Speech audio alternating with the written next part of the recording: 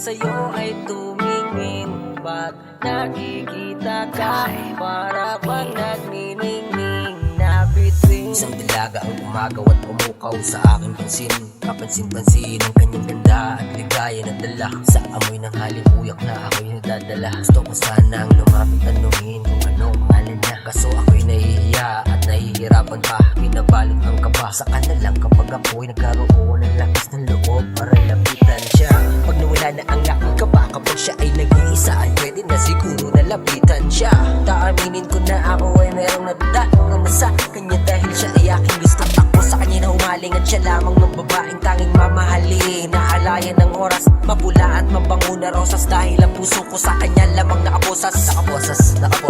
Di ko mapigilang sa'yo ay tumingin. Pag nakikita ka, para kang nagniningning. Nabitri ko mapigilan sa'yo ay tumingin. Pag nakikita ka, para kang nagniningning. Nabitri ko na mapigilan ang aking sarili na sa'yo'y aminin at sabihin ang nilalaman nitong binubulong nitong aking damdamin. At tanging ikaw, na tanging ikaw lamang ang tanging gusto.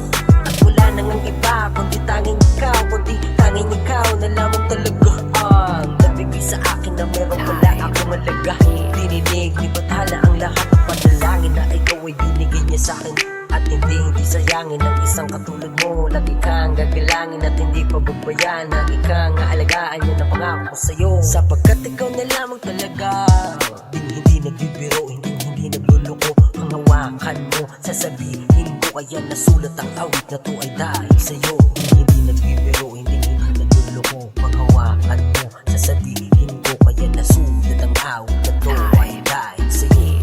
Dahil sa'yo, dahil sa'yo. Di ko mapigilan sa'yo ay tumingin. Pag nakikita ka, para kang nagniningning. Nabitwi ko mapigilan sa'yo ay tumingin. Pag nakikita ka, para kang nagniningning. Nabitwi ko mapigilan sa'yo ay tumingin. Pag nakikita ka, para kang nagniningning. Nabitwi ko mapigilan sa'yo ay tumingin. Pag nakikita ka, para kang nagniningning. Nabitwin